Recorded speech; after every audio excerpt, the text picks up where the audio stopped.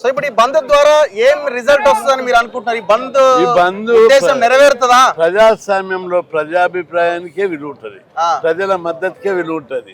ప్రజల మద్దతు లేనటువంటి ఏ వ్యవస్థలో కూడా నేపాల్లో చూస్తున్నాం, శ్రీలంకలో చూస్తున్నాం, ప్రతి వ్యవస్థలో తిరుగుబాటు వస్తుంది. ఇక్కడ కూడా తిరుగుబాటు జరుగుతుంది. మా డిమాండ్ ఒప్పుకోకపోతే తిరుగుబాటు తప్పదు. ఇప్పుడు అన్ని పార్టీలు బంద్లు ఉన్నాయి. కాంగ్రెస్ ఉంది, బీఆర్ఎస్ ఉంది, బీజేపీ ఉంది, సిపిఐ ఉంది, సిపిఎం ఉంది, ఇవి ఉన్నాయి, అవి ఉన్నాయి, అన్ని ఉన్నాయి. మరి ఇప్పుడు అందరు బంద్ చేస్తారు. మరి ఇవ్వాల్సింది ఎవరు? తీసుకోవాల్సింది బీసీలు. మరి ఇవ్వాల్సింది అన్ని పార్టీలు కలిసి పోరాటం చేస్తారు. అన్ని పార్టీలు అందరూ శాసన వ్యవస్థ ద్వారా సోషల్ మీడియాలో పోస్టులు పెడుతున్నారు. అందరు శాకాహారులే ఉన్నారు కానీ రొయ్యల మూట మాయమైందని.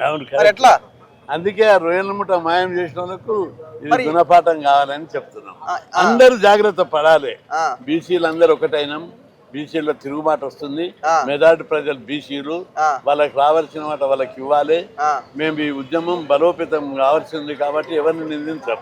మాకు బీసీల అభివృద్ధి ముఖ్యం, బీసీల వాటా ముఖ్యం. అందుకే ఎవరిని దూరం చేసుకోకుండా మా వాటా కోసం జరిగే పోరాటంలో ఖచ్చితంగా అందరు ముందుకొచ్చి ఇస్తారని మేము భావిస్తాం.